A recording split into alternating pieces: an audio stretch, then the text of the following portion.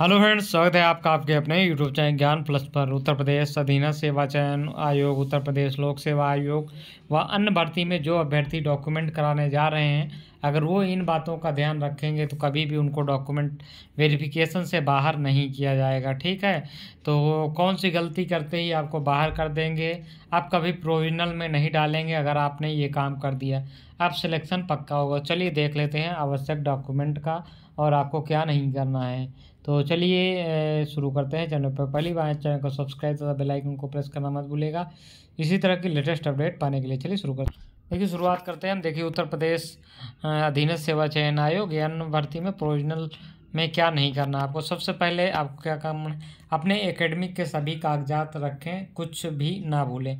सबसे पहले आप हाई स्कूल की मार्कशीट और सर्टिफिकेट यदि अलग अलग हो, एक में हो तो उसको रखना है। इंटरमीडिएट का मार्कशीट सर्टिफिकेट एक में हो तो ठीक है, अलग अलग हो तो भी रख लेना है। ग्रेजुएशन या जो उसके इक्विवेलेंट कुछ मांगा गया है, तो जो भी आपने किया है उसको रख लें सबसे पहले। या कोई स्पेशल डिग्री मांगी गई है, बीएड मांगा गया है, ओ लेवल मांगा गया है, ट्रिपल सी मांगा गया है, तो इन सबको आपको ध्यान से रख लें। ठीक है, इसमें ज़्यादा दिक्कत नहीं आती है, अभ्यर्थियों के पास इतना होता है। और एक चीज़ को ध्यान देखना है कि आपको जो इशू ऑफ डेट है वो लास्ट डेट के पहले हो। इन चीज़ों को आपको ध्यान में रखना है। यदि कुछ में इशू डेट बाद में कई बार होता है लेकिन रिजल्ट डिक्लेयर कर देता है, तो आप उसको कहीं से ज़रूर अथराइज करा लीजिए कि यह हमारा रिज़ल्ट आ गया था लेकिन ये जो रिज़ल्ट है ये बाद में जारी हुआ, तो इससे आपको आसानी रहेगी। अब बढ़ते हैं अगले पॉइंट की ओर। ओबीसी सर्टिफिकेट फॉर्म भरने की लास्ट डेट से 3 साल से ज़्यादा पुराना ना हो, इस चीज़ को आपको ध्यान में रखना है। किसी भी प्रकार के रिजर्वेशन का लाभ लेने की स्थिति में निवास प्रमाण पत्र आपके पास होना चाहिए।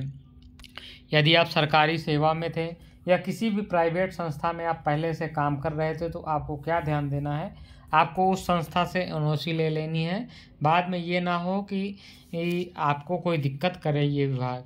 फिर ईडब्ल्यूएस सर्टिफिकेट आपका वित्तीय वर्ष का होना चाहिए और इनकम पर आधारित वित्तीय वर्ष त्रुटिहीन हो।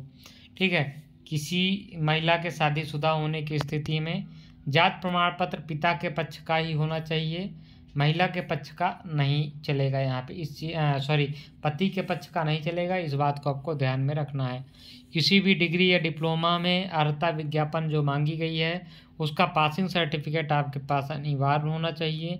कोई अभ्यर्थी यदि ग्रेस से पास है तो उससे मतलब नहीं, वो पास माना जाएगा। इन बातों का ध्यान रखें। किसी भी नाम में अंक या डिटेल्स में अंतर होने की स्थिति में एफिडेविट आप अवश्य जमा कर दें, ये आपकी बचत के लिए होगा। यदि आप ऐसा नहीं करते हो तो हो सकता हो कि बाद में नाम डिफर में आपको बाहर कर दिया जाए या प्रोविजनल में आपको डाल दिया जाए, तो इस बातों को आपको ध्यान रखना है। पता परिवर्तन पर एफिडेविट आप ज़रूर बना लें। यदि आप जब फॉर्म भरें, मान लीजिए कई बार होता है कि फॉर्म आप 5 साल पहले भरते हैं और फाइनल जो है डीवी आपकी 5 साल बाद होती है, तो इस स्थिति में आप जो है डीवी के समय अपना एक एफिडेविट बनवा लीजिए पता परिवर्तन का, जिससे कि आपको जब ज्वाइनिंग लेटर जाए तो आपको कोई असुविधा ना हो। ओबीसी का कार्ड सर्टिफिकेट की वैधता 3 साल है। एससी एसटी की कोई वैलिडिटी नहीं है, यानी कोई समय सीमा नहीं है। जिस पोस्ट की ज़रूरत नहीं है आपको डीवी फॉर्म में ना भरें। हाँ देखिए, जिस पोस्ट में आप नहीं जाना चाहते हैं उसको डीवी फॉर्म में ना भरें। साथ ही अगर किसी अच्छी पोस्ट या उसके बराबर हुई पोस्ट पे चयनित हैं और ज्वाइन नहीं करना चाहते हैं, तो आपको तो डीवी में बिना मतलब जाकर सीट खराब नहीं करनी चाहिए।